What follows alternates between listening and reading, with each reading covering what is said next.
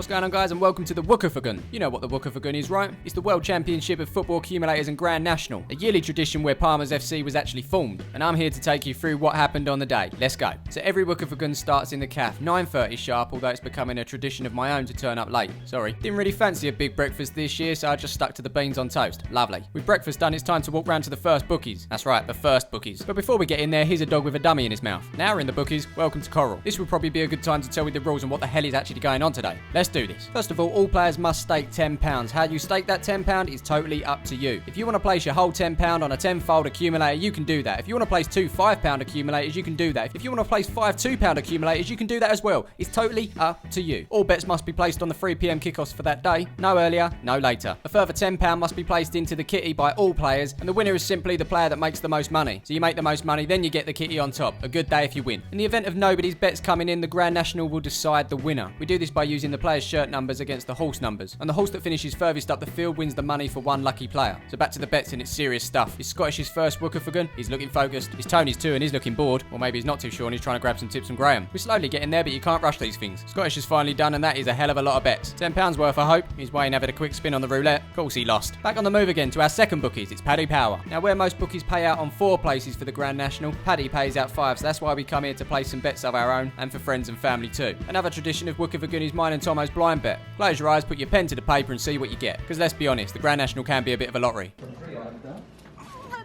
He done it again!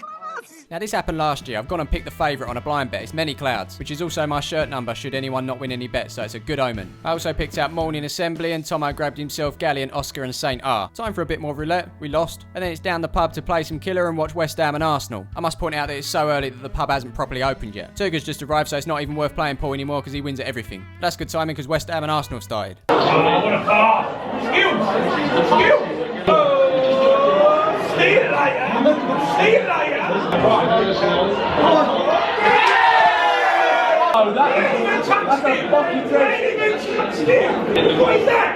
Oh, he's fucking missed him! He ain't even touched the ball! And he's not even touched him!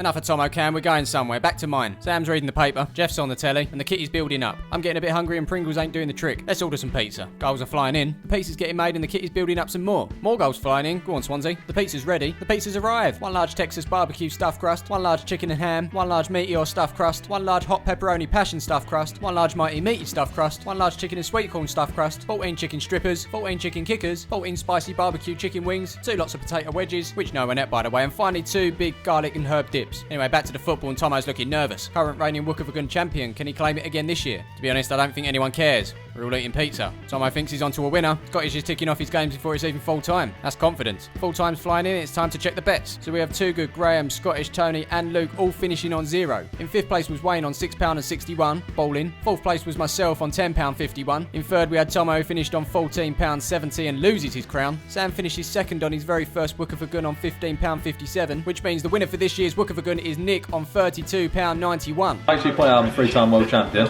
Well done, that man. He grabs a £100 kitty as well, or maybe not. He's done it! So there you have it, that's the Wcofaagn. No need for the Grand National to come into play. Nick's the winner. We'll be back next year to try and take that title from him. But until then, here's that dog with a dummy in his mouth again. See you in the next one.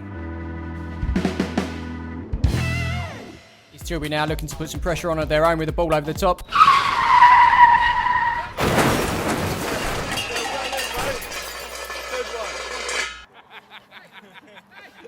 Think.